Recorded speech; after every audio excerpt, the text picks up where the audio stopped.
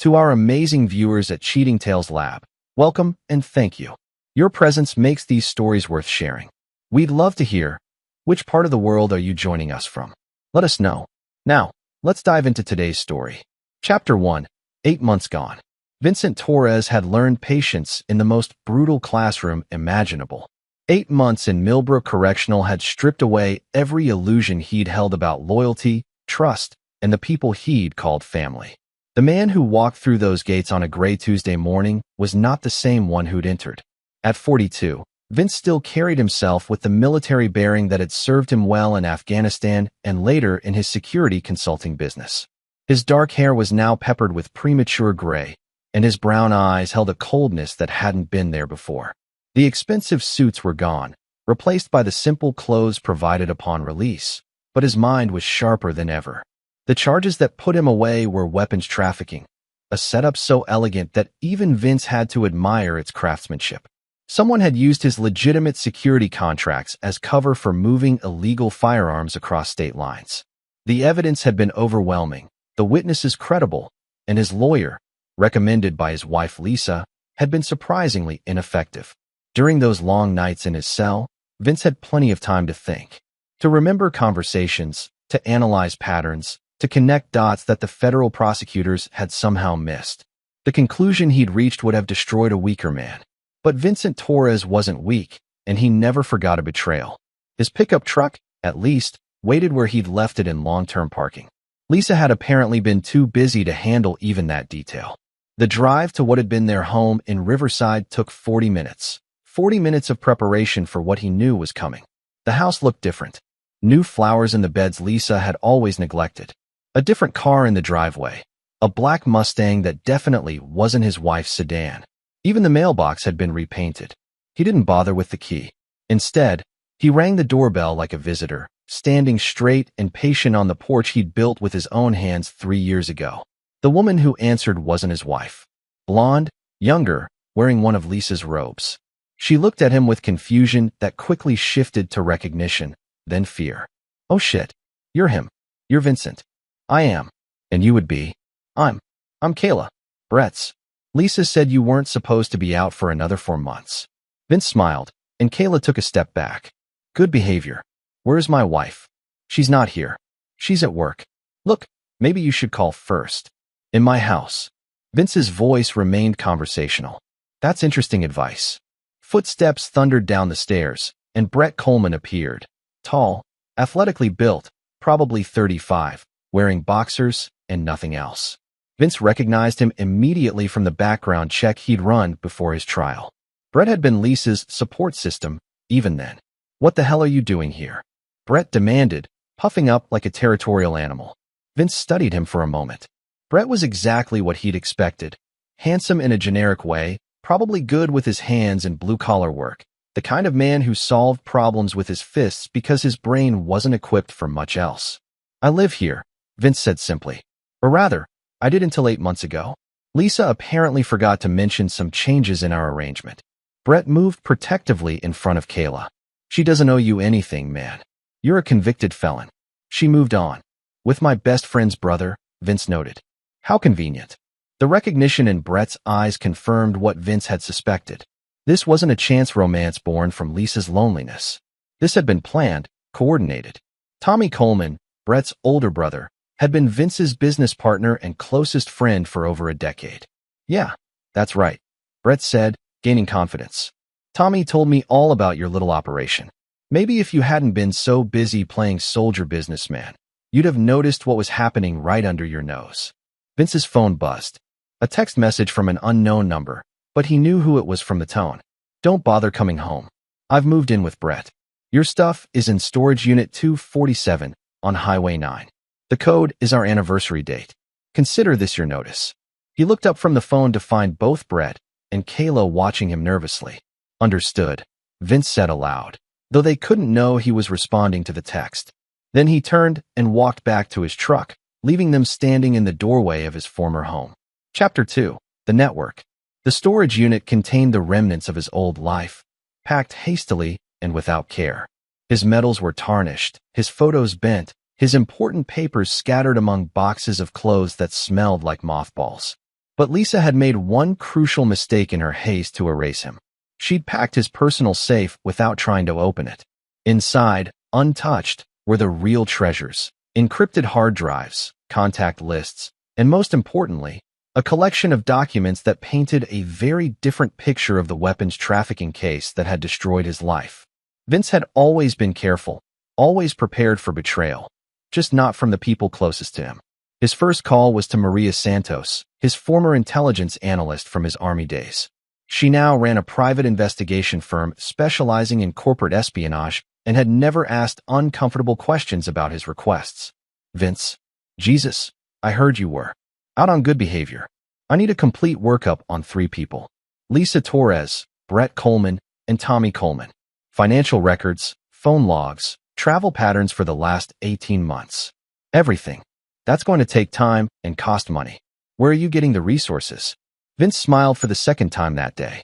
The IRS seized my business accounts, but they never found my contingency funds. Amazing how much money you can hide when you know how the system works. His second call went to David Kim, a defense attorney who specialized in federal cases and owed Vince a significant favor from their shared time in Korea. Vincent Torres, I should have known you'd call eventually. What do you need? I want to know exactly who provided the evidence that convicted me. Real names, not the sanitized version from Discovery. That's attorney-client privilege territory. David, remember Busan. Remember the debt you owe me. A long pause. Yeah, I remember. Give me 72 hours. The third call was the most important. Gerald, Jerry, Washington had been Vince's sergeant major in Afghanistan and now ran a small security company staffed entirely by former Special Forces veterans. More importantly, Jerry had never believed Vince was guilty. Well, I'll be damned. The ghost returns. You ready to tell me what really happened? Better. I'm ready to prove it. But first, I need 3 of your best men for surveillance and 1 good inside man who can pass for corporate middle management. This about payback. This is about justice, Jerry. The kind we use to deliver overseas. Count me in. By evening, Vince had rented a small apartment across town using one of his alternate identities, a precaution that was now paying dividends. He'd also purchased 3 burner phones and opened accounts at 2 different banks under corporate names he'd established years ago for exactly this purpose. The apartment was Spartan, furnished only with essentials and a high-end computer system for secure communications. On the wall, he taped up photos of the 3 primary targets and began mapping their connections, routines, and vulnerabilities. Lisa Torres, name Morrison, 38 years old, marketing manager at Coleman & Associates Real Estate. She'd been beautiful once, before bitterness and entitlement had carved hard lines around her mouth and eyes. She'd married him for security, not love. That much had become clear during the trial when she'd barely visited and never once claimed to believe in his innocence. Brett Coleman, 34, construction foreman, co-owner of Coleman Brothers Construction with his older brother Tommy. High school football star who'd never lived up to his early promise. 3 DUIs, 2 domestic violence calls that were dropped, and a gambling problem that had cost him his first marriage. Tommy Coleman, 39, the successful brother. Real estate developer, city council member, president of the Riverside Business Association. Tommy was the one who'd introduced Vince to the opportunities that had led to his downfall, and Tommy was the one who'd recommended the lawyer who'd failed so spectacularly. As Vince studied their photos, one thing became crystal clear. This wasn't just about Lisa's infidelity. This was about a systematic betrayal that had been months in the planning. They'd stolen his life, his freedom, and his future. Now he was going to take theirs. Chapter 3, The First Move. 3 days later, Vince had enough information to begin. Maria's preliminary report revealed patterns that confirmed his worst suspicions. Lisa had been meeting Brett for lunch twice a week for over a year before Vince's arrest. Tommy had made several unexplained deposits into Brett's account during that same period. Most damning of all, Lisa had purchased a new life insurance policy on Vince just 2 months before his arrest, a policy that would pay double if he died in prison. They hadn't just betrayed him. They'd been planning to profit from his death. Vince's phone rang. David Kim, right on schedule. Your prosecutor's star witness was a man named Rick Paulson. Career criminal, facing life under 3 strikes. The weapons they found in your storage unit? Paulson claims he saw you moving them personally. Paulson, Vince repeated, making a note. What's his connection to my case? Here's where it gets interesting. Paulson worked construction for Coleman Brothers for 3 months before your arrest. Brett Coleman was his supervisor. The pieces clicked into place. Vince had been set up not just by his wife and business partner, but by a carefully orchestrated conspiracy designed to remove him permanently from their lives. The weapons, the witness, even the ineffective legal defense, all of it had been arranged. But they'd made one critical error. They'd left him alive. That afternoon, Vince made his appearance at Coleman and Associates Real Estate. The receptionist, a young woman named Jennifer, looked up nervously as he approached. "I'm here to see Lisa Torres. Tell her Vincent is here." "Mr. Torres? But," she said you were. Jennifer fumbled with her words. "In prison? I was. Good behavior. Is she available?" Lisa appeared in the doorway of her office before Jennifer could respond. She looked older, more brittle, but still attractive in the way that required daily maintenance and expensive clothes. Her face went pale when she saw him. "Vincent, what are you doing here? We need to talk. Unless you'd prefer to discuss our business in front of your colleagues." She glanced around the office, noting the curious stares of her coworkers, then nodded toward her office. 5 minutes. The office was exactly what he'd expected: motivational posters, fake plants, and a desk covered with property listings. Lisa sat behind it like a barrier, her hands clasped to hide their trembling. "I got your text," Vince said, settling into the chair across from her. "Very considerate of you to let me know about the new arrangements." "Vincent, I couldn't wait forever. You were sentenced to 18 months. 16 months. And I served 8. He studied her face, noting the micro-expressions of guilt and fear. "Tell me about Brett. What about him? How long?" Lisa's composure cracked slightly. "It's not what you think. After you were arrested, I was alone, scared. Brett was there for me when no one else was. Including his brother, your new boss." Vince gestured around the office. "Tommy found you this job, didn't he? Right after my assets were frozen. Tommy's been a good friend." "I'm sure he has." Vince leaned forward. "Did you know that Brett's been arrested twice for domestic violence?" "Of course, the charges were dropped both times. I suppose money can solve most problems." "You're trying to scare me." "No, Lisa. I'm trying to educate you." He stood, straightening his jacket. "You see, I've learned a lot in the past 8 months. About betrayal, about planning, about patience. Most importantly, I've learned that every action has consequences." "Are you threatening me?" Vince paused at the door. "I'm informing you. There's a difference." As he left the office, he could feel Lisa's eyes on his back. By tomorrow, she'd call Brett in a panic. Brett would call Tommy, and Tommy would call the lawyer who'd failed to keep Vince in prison. The machine was already in motion. That evening, from his apartment across town, Vince watched through high-powered binoculars as Brett's Mustang pulled into the driveway of his former home. Through the windows, he could see the animated conversation, the gestures of anger and fear. His phone rang. "Jerry Washington. Phase 1 is in position. My boys have eyes on all 3 targets. When do you want to proceed?" "Soon," Vince said, still watching his wife and her lover through their brightly lit windows. "But first, I want them to know I'm coming. Fear is a weapon, Jerry, and I intend to use every weapon in my arsenal." "What about collateral damage?" Vince thought about Kayla, the young blonde who'd answered his door. She was probably innocent, just another casualty of Brett's selfishness. But innocence was a luxury Vince could no longer afford. "Sometimes there are casualties in war," he said. "The key is making sure they're not your casualties." As he watched, Lisa moved to the window and looked out into the darkness. For a moment, their eyes seemed to meet across the distance, though he knew she couldn't see him. But she could feel him watching. He was sure of that. The hunt had begun. Chapter 4, Pressure Points. Rick Paulson lived in a cramped trailer park on the outskirts of town, surrounded by the detritus of a life spent making poor choices. Vince found him on a Thursday morning, passed out drunk on his couch, the door unlocked as if he'd given up caring about security entirely. The sound of the door closing woke him. Paulson jerked upright, bloodshot eyes struggling to focus on the figure silhouetted against the window. "Who the hell?" Recognition dawned slowly. "Oh shit. Oh shit, oh shit, oh shit." Vince settled into the chair across from him, noting the empty bottles, the overflowing ashtrays, the general aura of a man consumed by guilt and cheap liquor. "Hello, Rick. We need to talk." "I ain't saying nothing." "You can't make me say nothing." Paulson's voice cracked like a teenager's. You already said plenty. Remember? Federal court, under oath. You testified that you saw me personally moving military-grade weapons into my storage unit. I did see you. No, Rick. You didn't. Vince's voice remained calm, conversational. Because I was never there. The weapons were planted by Brett Coleman, and you were paid to lie about witnessing it. Paulson's face went gray.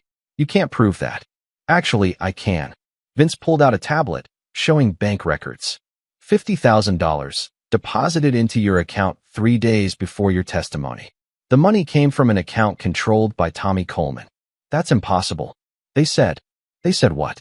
That there was no way to trace the payment? That federal prosecutors don't have the resources to dig that deep. Vince leaned forward. I'm not a federal prosecutor, Rick. I'm someone with nothing left to lose and unlimited time to make your life very, very complicated. Paulson began to shake. What do you want? I want you to understand your situation. You committed perjury in a federal trial. That's a felony. You also conspired to frame an innocent man for weapons trafficking. That's another felony. Add in the fact that you're a 3-strike candidate, and you're looking at life without parole. But they lied to you, Rick. Just like they lied to me. The difference is, I survived prison. You won't. Vince stood, leaving the tablet on the coffee table. You have 48 hours to decide whether you want to be a victim or a witness. Choose carefully. As he drove away from the trailer park, Vince's phone buzzed with a text from Maria Santos. Package delivered to Coleman Brothers construction office. Video attached. The video showed a courier delivering an envelope to the construction company's front desk. Inside that envelope was a single photograph. Rick Paulson's federal testimony transcript, with certain passages highlighted in red. By noon, Tommy Coleman would know that his perjury conspiracy was unraveling. That afternoon, Vince positioned himself at a coffee shop with a clear view of Tommy's real estate office. As predicted, Tommy burst out of the building within an hour of receiving the package, his face flushed with anger and panic. Phase 2 was ready to begin. Vince followed at a distance as Tommy drove to an upscale restaurant downtown. The lunch meeting included 2 people Vince recognized, City Councilman Robert Hayes and District Attorney Patricia Wong. Both had been suspiciously helpful during Tommy's rise to prominence in local politics. From his position across the street, Vince couldn't hear the conversation, but the body language told the story. Tommy was explaining a problem. Hayes was asking questions. Wong was shaking her head and looking increasingly uncomfortable. After an hour, the meeting broke up with obvious tension. Tommy stormed back to his car, while Hayes and Wong lingered, continuing their discussion in low, urgent tones. Vince's phone rang. Jerry Washington. We've got movement on all fronts. Lisa left work early, went straight to Brett's construction site. They had what looked like a heated argument in his trailer. Brett then made 3 phone calls. One to Tommy, one to an unknown number, and one to what our tech guy says is a burner phone. Good. They're starting to panic. What about the surveillance on Paulson? He's been pacing his trailer for 2 hours, drinking steadily, and making his own phone calls. Our lip reader says he keeps saying this wasn't supposed to happen. Perfect. Increase the pressure. I want. A black sedan pulled up across the street from the coffee shop. 2 men in suits got out, their movements too coordinated, too professional to be civilians. Federal agents. Jerry, I need to go. Someone just escalated this game. Vince left through the back exit, his mind racing. The feds were moving faster than he'd anticipated. Either someone had tipped them off about Paulson's changing story, or they'd been watching him since his release. Either way, his timeline had just accelerated. Chapter 5, Checkmate Approaches. The federal agents found Vince's apartment that evening, but they found it empty. He'd abandoned it 12 hours earlier, moving to a safe house that Jerry had prepared in advance. From there, he watched through security cameras as they searched his former residence, bagging evidence and looking increasingly frustrated. They're good, Jerry observed, watching the feed from beside him. Professional, thorough, but they're about 6 hours too late. They'll trace the lease to one of my alternate identities, Vince said, which will lead them to a dead end in Baltimore. By the time they unravel that false trail, this will be over. His phone buzzed with another message from Maria. Emergency meeting at Coleman House. All players present. Recommend immediate action. Showtime, Vince said. The surveillance footage from the hidden cameras that Jerry's team had installed around his former home revealed a war council in progress. Lisa, Brett, Tommy, and a fourth man Vince didn't recognize were gathered in the living room, their faces grim with worry. "Turn up the audio," Vince ordered. "Can't just disappear," Brett was saying. "He knows about Paulson. He knows about the money. We should have handled this permanently the first time," the unknown man said. His voice carried a slight accent, Eastern European, possibly Russian. "Nobody said anything about murder. Victor," Tommy snapped. "This was supposed to be clean." "Victor," Vince made a mental note. Another player in the game, one he hadn't identified yet. "Clean." Victor laughed harshly. "You frame man for federal crime, steal his business, his wife, his life. You think this is clean? You think he will just accept this and walk away?" "He's been in prison for 8 months, Lisa said. "He's different now?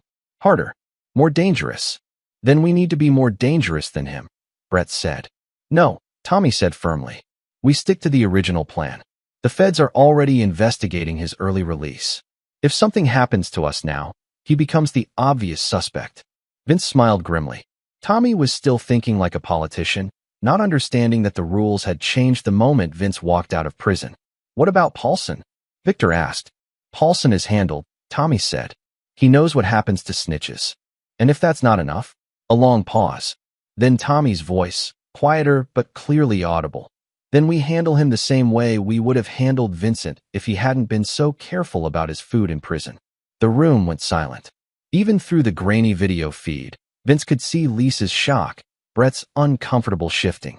"You tried to poison me," Vince said aloud, though no one could hear him. "Jesus," Jerry muttered. "These people are not playing games." Vince's phone rang. "David Kim." "Vincent, where are you?" "The feds are looking for you. They think you might be planning to hurt witnesses." "Let me guess. Anonymous tip." "How did you?" "Because the same people who framed me are trying to do it again." "David, I need you to prepare something for me. A package of documents. Everything I've discovered about the conspiracy. If something happens to me, I need you to deliver it to the right people." "What are you planning?" "Justice," Vince said and hung up. On the screen, the meeting was breaking up. Victor left first, followed by Tommy. Brett and Lisa remained, their argument visible, if not audible. "Position the team," Vince told Jerry. "Tomorrow night, we end this." "What about the feds?" "Let them come. By the time they realize what's happening, it'll be too late to stop it." As he watched his wife and her lover arguing in the house he'd built, Vince felt something cold settle in his chest. These people had stolen 8 months of his life, destroyed his reputation, and now he knew they'd been planning to murder him. Tomorrow, they would learn that Vincent Torres was not a man who forgave or forgot. Tomorrow, the reckoning would begin. Chapter 6. The Trap Closes. Viktor Petrov ran a legitimate import business as a front for money laundering and occasional contract work. His warehouse on the industrial side of town was isolated, surrounded by abandoned lots and defunct factories. It was the perfect place for the kind of meeting Vince needed. The call came at dawn, from a voice Victor didn't recognize. "Mr. Petrov, I have information about Vincent Torres that you'll want to hear. He's planning something tonight. Something that involves you." "Who is this?"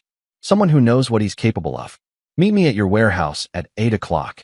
Come alone, and bring whatever protection you think you'll need." The line went dead. Victor was many things, but he wasn't stupid. He arrived at the warehouse with 2 armed men and a suspicious attitude. What he found was an empty building and a single manila envelope on his desk. Inside were photographs of him entering and leaving the Coleman house, bank records showing payments from Tommy Coleman's accounts to his shell companies, and a detailed breakdown of his role in the conspiracy against Vincent Torres. Interesting reading? Victor spun around. Vincent Torres stood in the doorway, alone and apparently unarmed. But his eyes held something that made Victor's blood run cold. "You are very foolish, man, coming here alone," Victor said. "Am I?" Vince smiled. "Look around, Victor. Really look." For the first time, Victor noticed the subtle changes in his warehouse. Boxes had been moved, creating narrow corridors. Exit routes had been blocked, and positioned throughout the space were small, blinking devices. "Explosives?" Victor asked. "No. Cameras. You're being broadcast live to about 50 federal agents who are very interested in your business operations." Vince held up a tablet showing multiple video feeds. "Smile, Victor. You're famous. Victor's men reached for their weapons, but Vince held up a hand. I wouldn't. Those same agents have your building surrounded. Gunfire would give them legal justification to enter immediately. Right now, they're waiting for a search warrant. In about 10 minutes, they'll have it. What do you want? I want you to understand your position. Tommy Coleman used you to help frame me. Now he's going to let you take the fall for the entire conspiracy. Vince pulled out a thick folder. These are financial records showing how the money flowed from Tommy's legitimate accounts to your shell companies, then back out as cash payments to Brett and others. Your signature is on all the transfer authorizations. Victor's face went pale as he flipped through the documents. Tommy's been recording your conversations, Vince continued. Every meeting, every phone call. When the feds arrest you, he'll produce those recordings as evidence of his cooperation. You'll get life in federal prison, and he'll get a suspended sentence for helping the government bring down a dangerous foreign criminal. This is impossible. Tommy would not. Tommy would do anything to save himself, just like he did to me. Vince checked his watch. You have 5 minutes before this building is raided. You can try to shoot your way out, which will end with you dead. You can wait here and get arrested, which will end with you in prison forever. Or you can do something smart. What? Vince handed him a second folder. Complete records of Tommy Coleman's real business dealings. The bribes, the shell companies, the illegal campaign contributions. Everything you helped him hide over the past 3 years. Victor stared at the documents. You want me to turn state's evidence. I want you to survive. Tommy planned to sacrifice you from the beginning. I'm giving you a chance to sacrifice him instead. The sound of vehicles surrounding the building echoed through the warehouse. Victor looked at his men, at the exits, at the evidence in his hands. How do I know you won't betray me too? Because unlike Tommy, I keep my word. Help me destroy him, and I'll make sure the federal prosecutors know you were cooperating all along. You'll serve minimal time in minimum security, and you'll live to see your grandchildren. Victor closed the folder. What do you need me to do? Tomorrow night, Tommy is having a celebration dinner at the Riverside Country Club. He thinks he's won. I need you to be there, wearing a wire, getting him to confess to everything on tape. And if he suspects, then you improvise. You're good at staying alive, Victor. Prove it. The federal agents burst through the doors 30 seconds after Victor agreed to cooperate. They found him in his office, hands raised, surrounded by evidence of money laundering and criminal conspiracy. But they also found him ready to make a deal. As they led Victor away in handcuffs, part of the theater necessary to maintain his cover, Vince watched from a rooftop across the street. Phase 3 was now in motion. Tomorrow night, Tommy Coleman would confess to everything. And by Sunday morning, the man who had destroyed Vincent Torres' life would have nothing left but regret. The trap had closed. Now all that remained was the execution. Chapter 7, The Last Supper. The Riverside Country Club's private dining room was elegant in the way that money could buy, but taste couldn't guarantee. Crystal chandeliers cast warm light over mahogany tables, while oil paintings of long-dead members watched from gilt frames. It was exactly the kind of place where powerful men made deals and celebrated victories. Tommy Coleman had reserved the room for a private celebration. The guest list was small but significant. City Councilman Robert Hayes, District Attorney Patricia Wong, and a few other political allies who had helped smooth the path for Tommy's various business ventures. What Tommy didn't know was that Vincent Torres had been a member of this country club for 6 years, and that membership included certain privileges that survived even federal conviction. Vince sat in the main dining room, visible through the glass doors of the private room, calmly eating dinner while watching his enemies celebrate. He wore one of his old suits, perfectly tailored and immaculately pressed. To anyone observing, he looked like just another successful businessman enjoying a quiet meal. To Tommy Coleman, catching sight of him through the glass, he looked like a ghost. The reaction was immediate. Tommy excused himself from his guests and strode into the main dining room, his face flushed with anger and fear. What the hell are you doing here? Vince looked up from his salmon as if surprised. Having dinner. The food here is excellent, don't you think? I've missed it. You're not supposed to be within 500 feet of me. The restraining order was filed by Lisa, not you. And it specifically prohibits me from approaching my former residence or her workplace. Vince smiled. This is a public accommodation. I have as much right to be here as you do. Tommy glanced around nervously, noting the other diners who were now watching their interaction with interest. You need to leave. Now. Or what? You'll call the police? Tell them that a paying member is quietly eating dinner in his own club? Vince took a sip of wine. I suppose you could try that. But it would raise interesting questions about why you're so afraid of seeing me. I'm not afraid. Of course you are. You're terrified that I've figured out what you did. That I know about Victor, about Paulson, about the money you moved to set me up. Vince's voice remained conversational, but his eyes were ice cold. You're afraid that everything is about to unravel. Tommy's face went white. I don't know what you're talking about. No? Then perhaps you should ask Victor. Oh, wait, you can't. The FBI arrested him yesterday. Something about money laundering and conspiracy charges. Vince cut another piece of salmon. Amazing how quickly these federal investigations can move when they have the right evidence. You son of a bitch. Language, Tommy. We're in a civilized establishment. Vince gestured toward the private dining room. You should get back to your guests. I imagine they're wondering what's keeping you. Tommy hesitated, torn between his desire to confront Vince and his need to maintain appearances with his political allies. This isn't over, he said finally. No, Vince agreed. It isn't. As Tommy returned to his private dinner, Vince could see him making excuses to his guests, his agitation obvious even from a distance. Within minutes, Tommy was on his phone, speaking in urgent, hushed tones. Vince's own phone buzzed with a text from Jerry, package delivered to Lisa. She's moving faster than expected. The final phase was accelerating. 20 minutes later, Lisa Torres burst into the country club like an avenging angel, her face twisted with rage and desperation. She spotted Vince immediately and marched over to his table, ignoring the stares of other diners. You bastard, she hissed. You absolute bastard. Lisa, how lovely to see you. Would you like to join me? I can recommend the salmon. The FBI came to my office today. They had questions about bank accounts, about money transfers, about my relationship with Brett and Tommy. She leaned over the table, her voice dropping to a venomous whisper. What did you tell them? Nothing. I didn't need to. The evidence speaks for itself. What evidence? Vince pulled out his phone and showed her a photo. It was a bank statement showing a transfer of $50,000 from one of Tommy's shell companies to an account in her name. This evidence. Amazing what you can find when you know where to look. Lisa's face went ashen. That's not. I never. How did you get this? I have friends in interesting places, Lisa. People who understand that sometimes the truth needs a little help finding its way to the surface. You're trying to frame us. Frame you? Vince's voice carried just loud enough for nearby tables to hear. With what? Bank records? Federal testimony? Video surveillance? He smiled coldly. I don't need to frame you, Lisa. You did that all by yourselves. Lisa straightened, trying to regain her composure. Whatever you think you know, you can't prove anything. Can't I? Then why are you here? Why is Tommy making frantic phone calls? Why did Victor get arrested with a warehouse full of evidence? I don't know what you're talking about. Of course you don't. Just like you didn't know that the life insurance policy you took out on me had a double indemnity clause for death in prison. Just like you didn't know that Brett has been planning to kill me since the day I was arrested.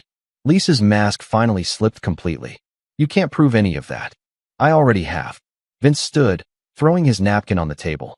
The FBI has Victor's testimony about the money laundering. They have Paulson's new statement about being paid to lie in federal court. They have financial records showing how you, Brett, and Tommy coordinated to destroy my life and steal my assets. Even if that's true, you still can't touch us. We're not stupid, Vincent. We made sure there were no direct connections. No direct connections? You mean except for the recorded phone calls? Lisa froze. What recorded phone calls? Vince smiled for the last time that evening. The ones Tommy's been making to manage this conspiracy. The ones Victor recorded on federal orders. The ones where you all discuss how to handle the Vincent problem permanently. That's impossible. Is it? Victor's been wearing a wire for the FBI since yesterday. Every conversation, every meeting, every plan you've made to cover up your crimes. It's all been recorded. Lisa staggered backward as if she'd been physically struck. No, that's not. Tommy said we were safe. He said there was no way. Tommy lied to you. Just like he lied to me. Just like Brett lied to you. You were never partners in this, Lisa. You were just useful idiots who could be sacrificed when the plan fell apart. Through the glass doors, Vince could see Tommy still on his phone, his face red with anger and fear. In a few minutes, Lisa would return to the private dining room with news of Victor's betrayal. Tommy would realize that his entire conspiracy was unraveling, and then he would make the mistake that Vince had been counting on. Chapter 8. The Confession. The recorded conversation that brought down Tommy Coleman began at exactly 9:47 p.m. in the private dining room of the Riverside Country Club. Victor Petrov, wearing a wire and operating under federal protection, had returned to the celebration as planned, claiming his arrest had been a misunderstanding that his lawyers had quickly resolved. Tommy had been suspicious at first, but desperation and alcohol had worn down his caution. When Lisa arrived with news of her confrontation with Vincent, Tommy's control had shattered completely. "He knows everything," Lisa said, pacing behind Tommy's chair. "The money, the insurance policy, Paulson, all of it." "That's impossible," Tommy insisted, but his voice lacked conviction. "We were careful. There's no way he could have. He has bank records, Tommy. He showed me a transfer from one of your companies to an account in my name." "How is that possible?" Victor leaned forward, his expression concerned. "Perhaps we should discuss this somewhere more private." "No," Tommy snapped. "We're safe here. Vincent Torres is a convicted felon. Even if he has evidence, who's going to believe him over us?" "The FBI," Lisa said. "He claims they have recordings of our conversations." "What recordings?" "We never discussed anything over the phone." "You called me 6 times last week about the Paulson situation," Brett interrupted. He'd arrived 15 minutes earlier, looking haggard and desperate. "You called Victor yesterday about the money transfers. You called the district attorney. Those calls were about legitimate business." "Were they?" Victor asked softly. "Because I am thinking maybe Vincent Torres is not as helpless as we believed. Maybe he has been planning this since he was arrested." Tommy drained his whiskey glass and immediately refilled it. He was supposed to die in prison. That was the whole point. Frame him, let the other inmates handle the rest, then divide up his assets when the investigation was closed. "Tommy," Lisa warned, glancing around the room. "What? You think anyone here cares? Hayes and Wong are on our payroll.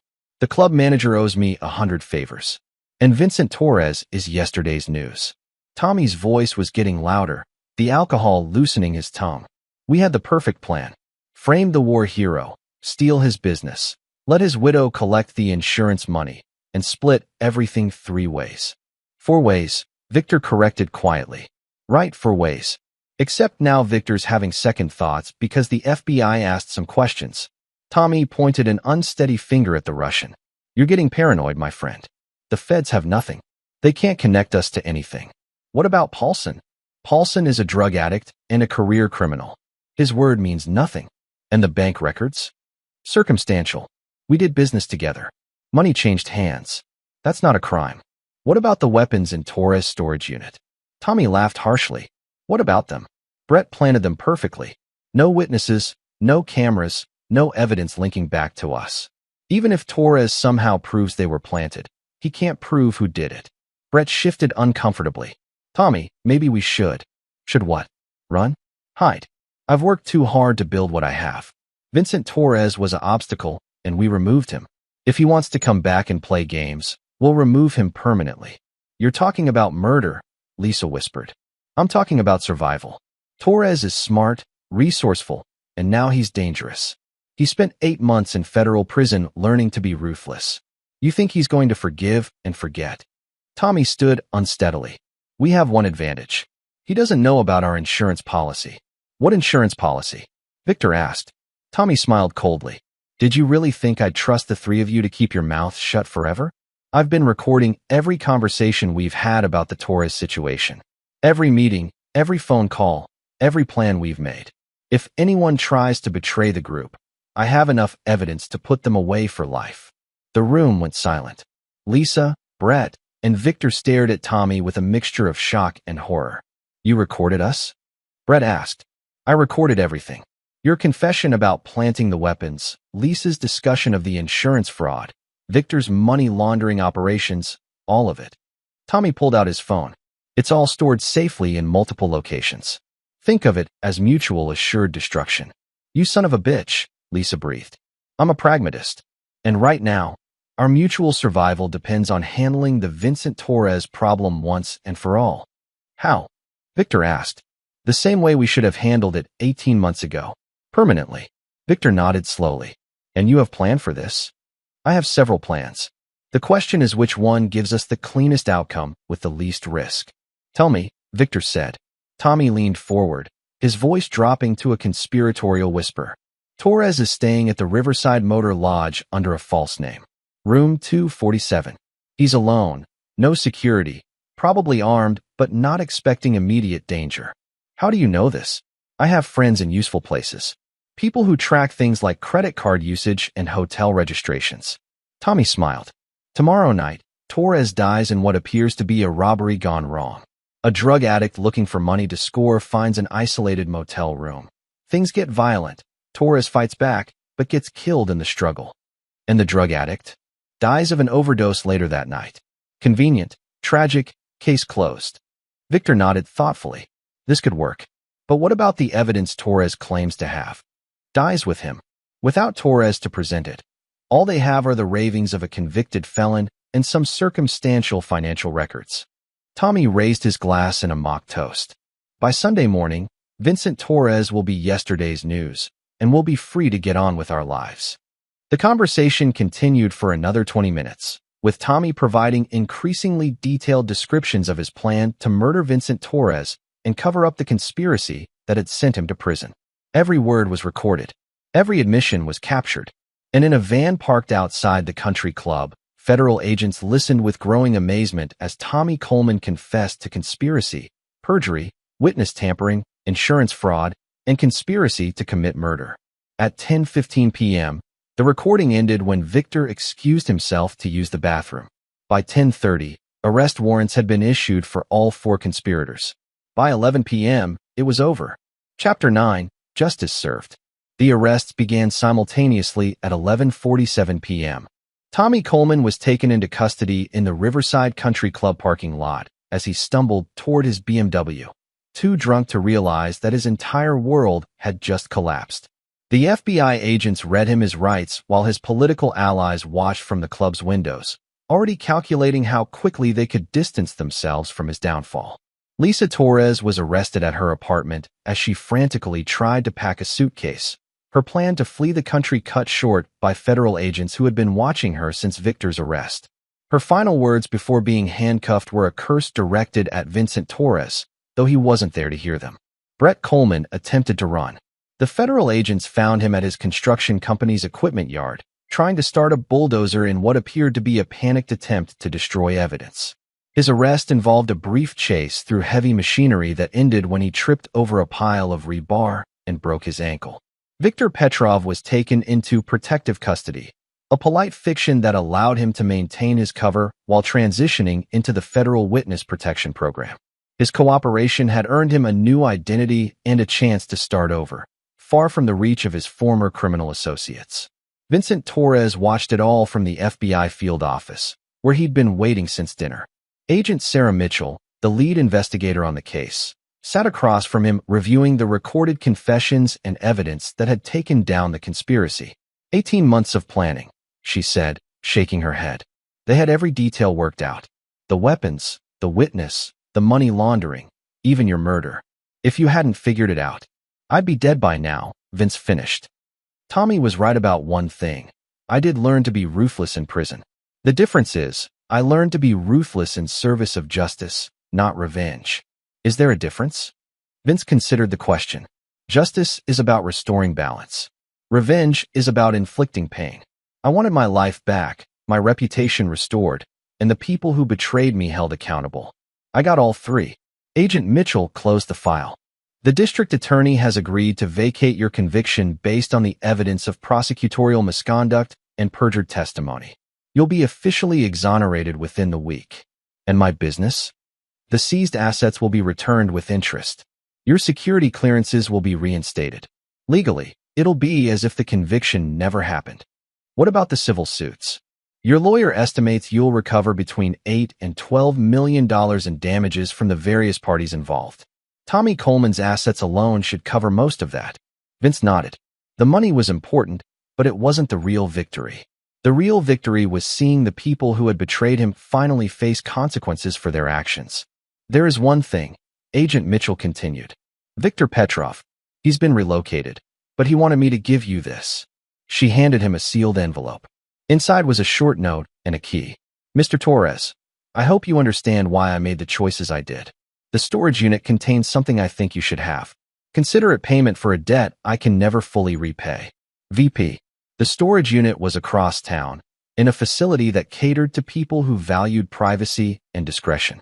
Inside, Vince found boxes of documents that detailed Tommy Coleman's criminal activities going back 15 years. Real estate fraud, bribery, money laundering, tax evasion, crimes that would keep prosecutors busy for the next decade. But more importantly, he found recordings. Hours of conversations that Tommy had made as insurance against his various criminal partners.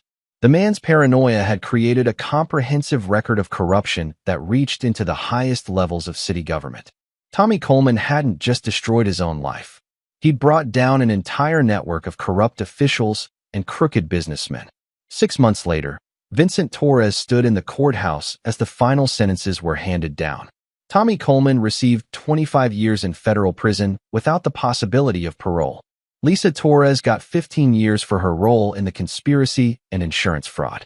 Brett Coleman received 12 years for perjury and conspiracy to commit murder.